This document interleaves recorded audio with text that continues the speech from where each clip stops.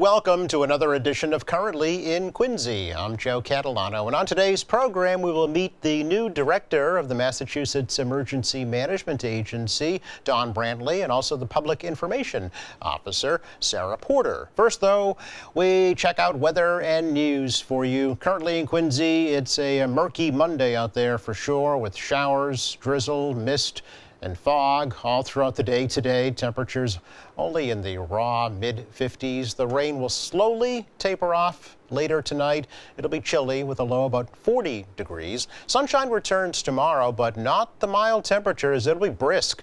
Highs tomorrow barely hitting 50 degrees. Chilly night tomorrow night, and maybe a little wet weather here on Wednesday as well, with a possible shower. It'll be cool with highs only in the mid-40s. We could see a frost and/or freeze on Wednesday night into Thursday morning, but Thursday looks great right now with abundant sunshine and a little warmer with a high in the low 50s. Again, we have some rain and 53 in Quincy right now.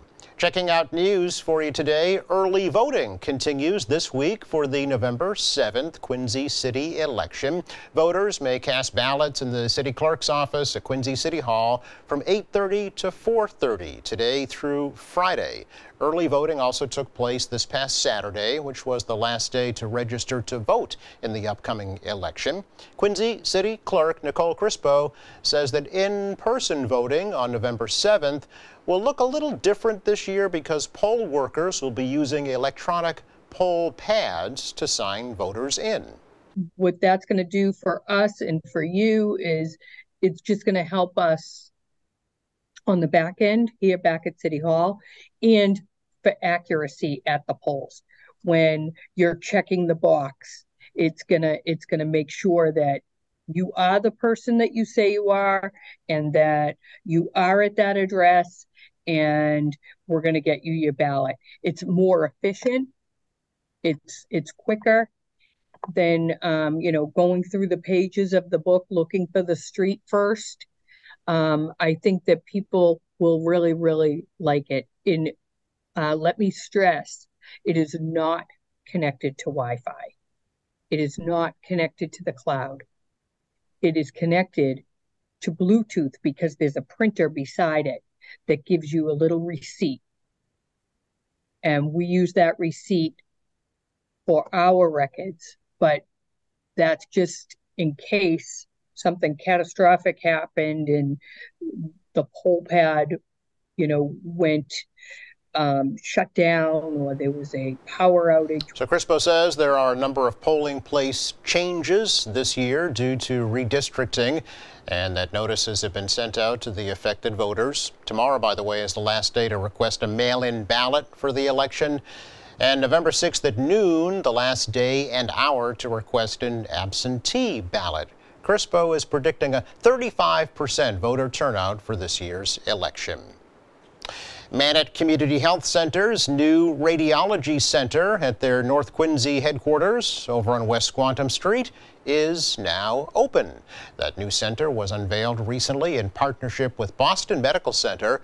It's offering mammograms. The center is accredited by the American College of Radiology. It's encouraging women to schedule a mammogram. The American Cancer Society says breast cancer is the second leading cause of death among women after lung cancer. It is the most common form of cancer in women in the United States. It accounts for 30% of all new female cancer patients every year. A woman in the United States has a 1 in 8 chance of developing breast cancer at some point in her life. So Mannett is taking appointments right now for mammograms at that new center, which was funded in state and federal grant money. North Quincy High School science teacher Julia Bubin has been honored by Mass Biomed for her role in bringing a biotechnology program to North Quincy High School. Bubin received her honor during Mass Biomed's 8th annual awards gala last week at Boston's Museum of Science. Bubin is a 2020 Boston College graduate. She earned her Bachelor of Science degree and also earned the Excellence in Secondary Education Teaching Award for her work during her undergraduate student teaching experience. Boobin received a state grant to start the biotech program at North Quincy High School and also to develop a biotech summer academy at Quincy College for high school students this year.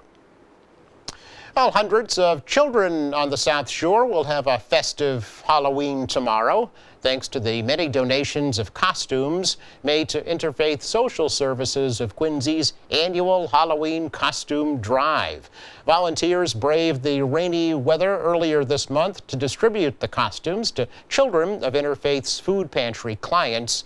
Interfaith conducts the costume drive every year to help families who are struggling to meet their basic needs. It's one of many seasonal initiatives by Interfaith to lessen the financial burden for families. Their Help on the Holidays program is coming up next. The nonprofit agency says they have a Sammy kind of day. We donated 100 costumes to their drive earlier this year, along with St. Joseph's Parish and Quincy Point. The Duncan Joy and Childhood Foundation donated $1,000 to the effort. Stop and Shop donated hundreds of sugar pumpkins for kids to take home with them. Did you catch that full hunter's moon on Saturday nights? Our very own QATV volunteer Bill Del Monte did. He captured these pictures of the full moon as it was rising in the east over Wollaston Beach in Quincy. The planet Jupiter was also clearly visible just below the full moon, which is the biggest planet in the solar system. And we thank Bill for those photos. It's our check of news for you today. Coming up, we learn all about how to get ready for winter weather from folks at the Massachusetts Emergency Management Agency. That's next.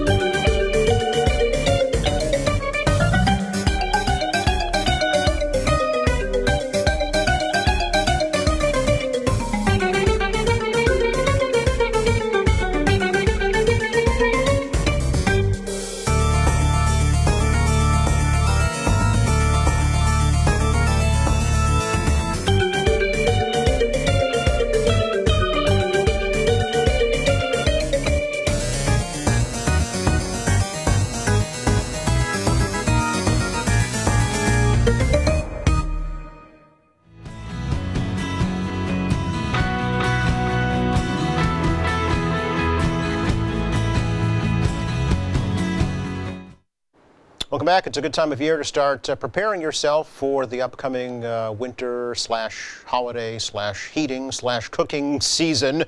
And the folks I know at Massachusetts Emergency Management Agency are doing that, probably doing it all year long. But there is a new director, a relatively new director in charge. Her name is Dawn Brantley, and she's joined today by the Public Information Officer, Sarah Porter. So ladies, welcome to you both. Thanks for coming over. Thank you. Appreciate the opportunity to be here. It's a great time of year, right, Dawn, to talk about getting ready for winter, and talked about a freeze coming up later on this week. There's already forecast for maybe half a foot of snow up in the northern part of New England, so it's coming.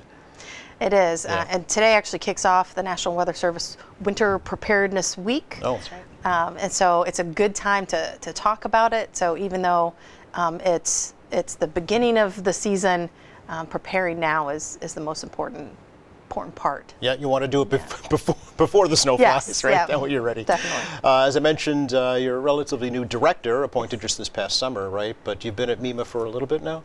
I have. I came in January of 2020, just in time to be here for COVID. Right.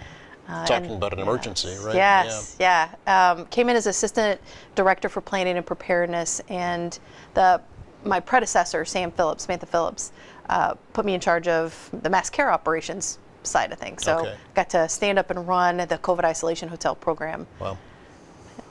Tell us a little bit about your background, if you can. Where you're from, where you've worked prior, where you went to school, and how did you end up at MEMA? Sure. I actually grew up in Texas, but I've lived in 8 states, so a little bit nomadic. My dad always asked me if I'm going to get a permanent address at some point, and I just say, why? It's a big country. It's why stick in one place?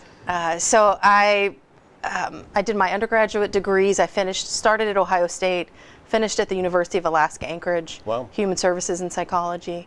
And then just before I came up to MEMA, completed my JD with a focus on applying non-discrimination laws to emergency management and disaster response. Okay. Congratulations on that. Thank you. That's quite an achievement, yeah. Dealing with Alaskan winters must have really set you up for just about anything. I am one of those apparently very odd people who love winter. I mean, everybody loves fall. I actually love winter, but I started my career in Anchorage, Alaska at the Office of Emergency Management there. Okay. Actually started as an intern. First day on the job, we had a volcanic eruption. So Mount Redoubt erupted on my first day. Wow, okay. So it was a great experience. I fell in love with emergency management. Really? It was 2008, and just like in the first 24 hours knew that's where I was going to be. Is that right? Yeah. What was it about it that struck a chord with you?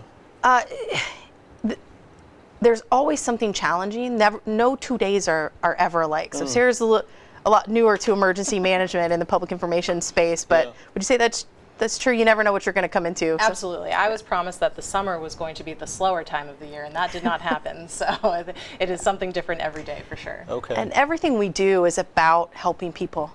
I mean, everything from mitigation, so reducing risk to disasters, is about keeping people safer in the long run. Sarah's job in public information about messaging, education, outreach, our response, recovery. Emergency management at its core is about keeping people safe. It's we only think about it, like as I mentioned, with snowstorms and blizzards, flooding situations, but COVID is a great example of an emergency, right? And things that we don't even think of. The natural gas explosions up on the North Shore is another one. So when you talk about emergency management, it could be anything, right? It really could. Yeah. I mean, when MEMA was founded 60 years ago, was when the bunker was built, but MEMA predates the bunker. So when emergency management started, we were civil defense, and it was focused on nuclear attacks. Sure, okay. And then it evolved into emergency management that has such a broad scope, everything from highly pathogenic avian influenza, can't even say it correctly, to droughts, to tornadoes, tropical storms.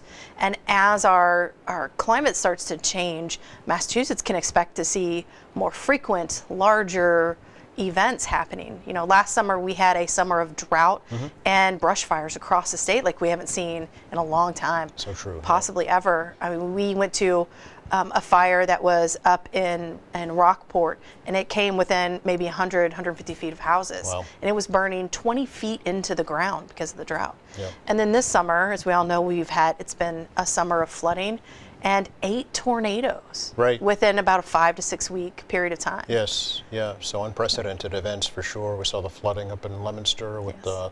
the commuter rail tracks just washed away and dangling in midair.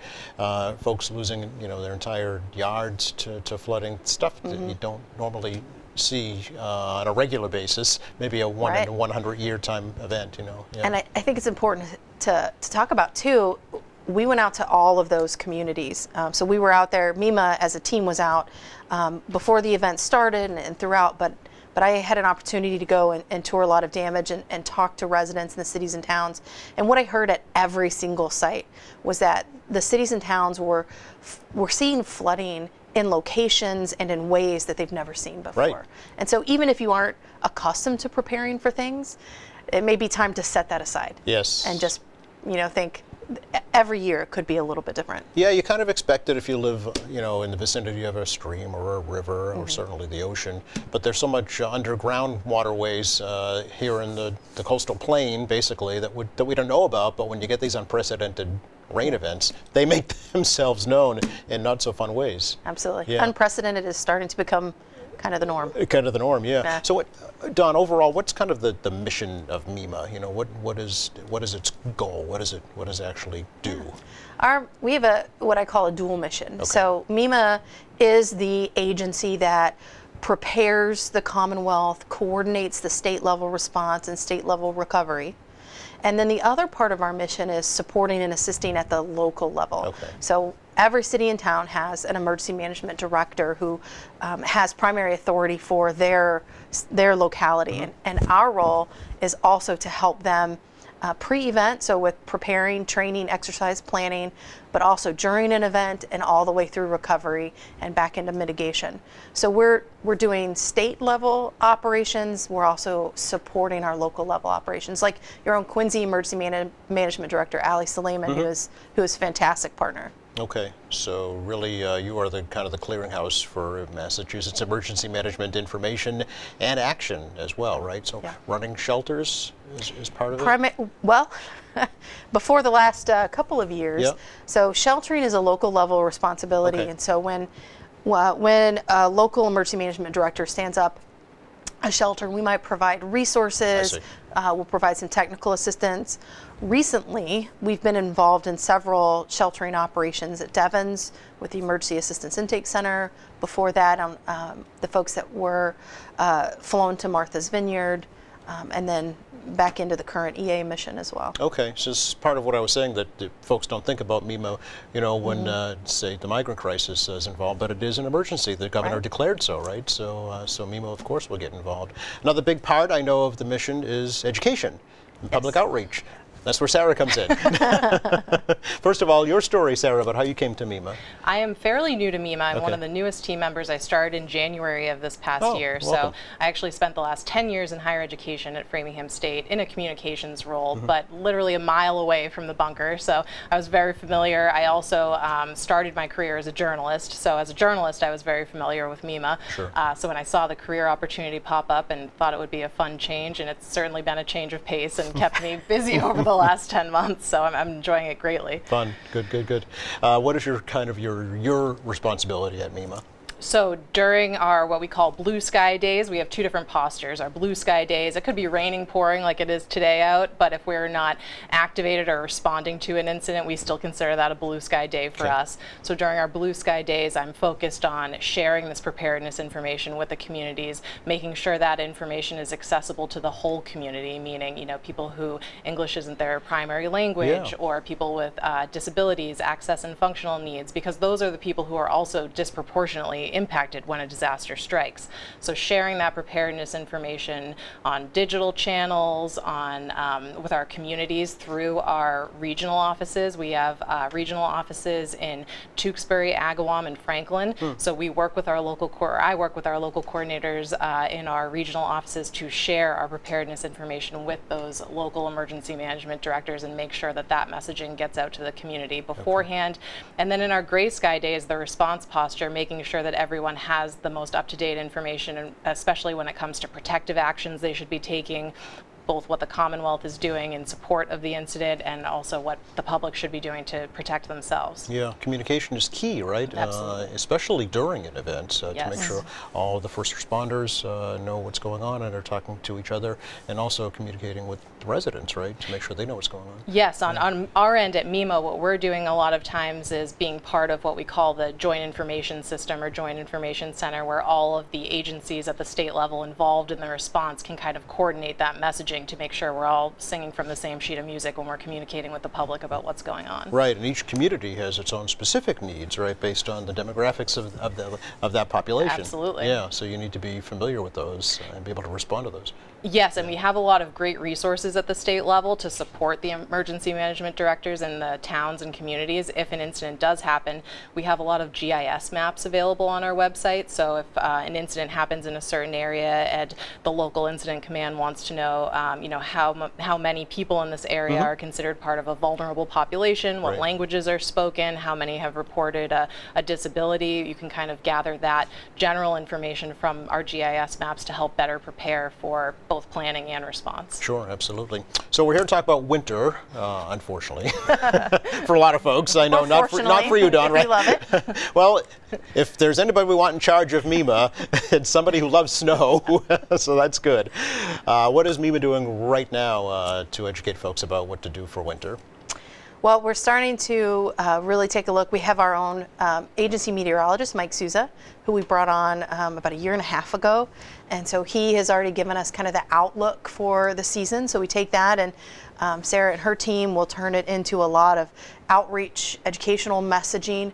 But on the back end, then we are working with what are called our ESF partners, emergency support functions. So that's how we bring in other agencies and organizations to coordinate the response. So we're talking through what do we have ready to go, what are the capabilities, are there any gaps that we had identified last year that we haven't addressed yet, training, but the big piece really is talking to people about what they can do at home and on their own to prepare. Yeah, we've got a couple of graphics I want to show folks to run down some of the steps that they can take. It doesn't take a lot of effort, and it takes a little bit of thought, right? Yep.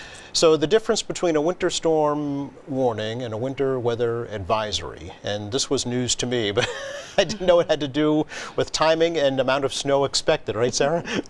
Yeah, understanding the terminology is a big piece of being aware. So when we have watches or advisories versus warnings, we like to break it down into something that's as simple as possible to understand. When you see that watch or advisory, it means that kind of the ingredients for potentially destructive bout of weather are there. But then when you see that warning, that's the take action message. It means it's happening now. Take preparedness actions right away. Okay, so it's yellow light for advisory, red light for warning, basically. And we have one more to show folks to actually take some steps to get ready for their travels during the winter if possible, right? Yes, we try to break this messaging down to make it as easy for people as possible to kind of put together things that you already have in your household, probably laying around in one place or another, putting those things together and be ready for an emergency, whether it be in your car or in your home. We always recommend having an emergency kit. So the supplies to get together for your car to be ready when you're traveling for winter weather on the road, having a shovel, a flashlight with extra batteries, keeping a extra winter coat in the car in case you do break down or need roadside assistance, being able to stay warm during that time, and any sort of snacks or bottled water you can keep in your car just in case. Sure. Interesting statistic on the bottom of that graphic. 70% of winter deaths related to snow and ice occur in cars. I'm guessing carbon monoxide, is that Is that It's a mixture of factors, so Okay. it could be carbon monoxide, could be vehicle accidents on okay. the road, which is why we always caution, leaving extra space, taking extra time when conditions are slippery out there. Okay. I had a friend once who told me something that was just sort of life-changing but obvious. He says, leave enough room for things to go wrong. Yeah. And that is very true in the wintertime. Oh, absolutely. Yeah, that's the majority of the accidents are caused by folks traveling too close together and not being able to stop in time. Unfortunately. So avoid that. And when you see the governor come on television during a storm and say, "Please don't drive if you don't have to," that's why. That's why, right? And also to give the plows room, obviously, to clear the streets. We've already seen the electronic messaging boards on the highways looking for snowplow drivers, for the states. Are we in good shape with that, or is that somebody else's That department? is somebody else's somebody else's circus to deal with. But they are an emergency support Yes. function partner, so we do work Absolutely. with them quite a bit. You mentioned the bunker a couple of times, Dawn, and folks might not be familiar with what that is. Well, MEMA lives underground. Yes. Yeah, we've been underground for 60 years. So the MEMA bunker is right next to State Police headquarters in Framingham. Driving down 9, you might see the big MEMA bushes out front. We have about an acre of space, 42 feet underground. Wow. We were the first civil defense bunker in the Kennedy administration. Really? Yes.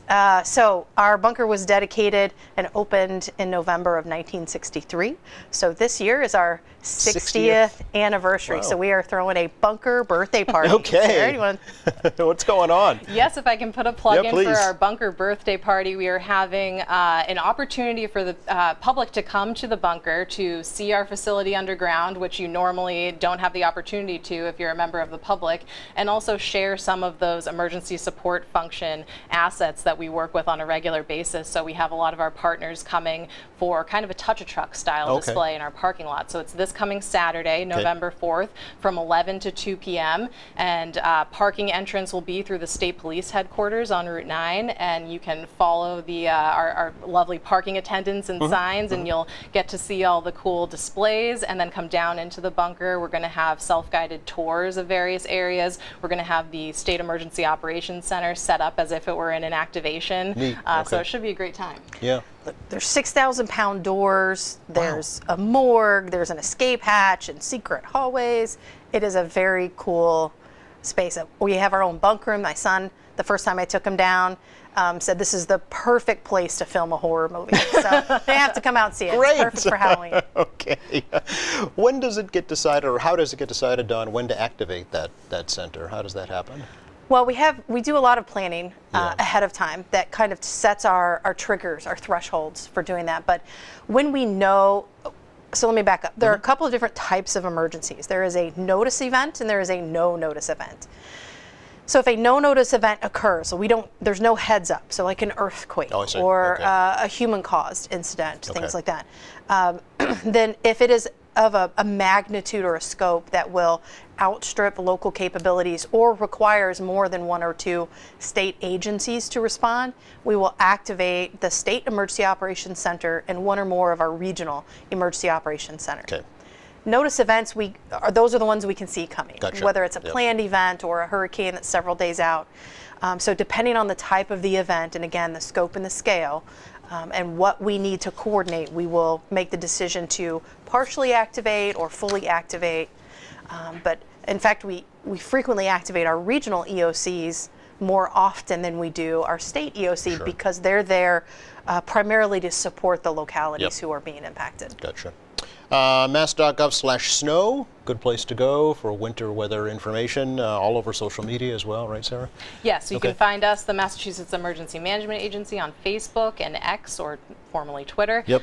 We're also on LinkedIn if you're looking for potential career opportunities like I was just a year ago. There you go. So. All right. Thank you both. Really appreciate the opportunity to talk to you and learn a little bit more about MEMA. And hope you have a great event on Saturday. Thank you. So you're very welcome. Just enough time to check the forecast for you for the rest of the day today. No snow, but we do have rain and rather raw as well. The temperatures only in the mid-50s this afternoon, down to 40 degrees tonight. Sunshine returns tomorrow, but a brisk fall day, barely 50. Maybe some frost on Wednesday night into Thursday morning. And after that, right now, the weekend looks like it might warm up again, so we'll look forward to that. Thanks again to Dawn Brantley, Sarah Porter, for joining us today from MEMA. Thank you to our crew. Thank you for watching Friday here on the show. We'll learn about the Quincy College program for veterans. Meantime, check our website. It's qatv.org. All of our latest programs are there. There's news and information, video on demand, live streaming, and complete election information, too. For all of us here at QATV, I'm Joe Catalano. Have a great week.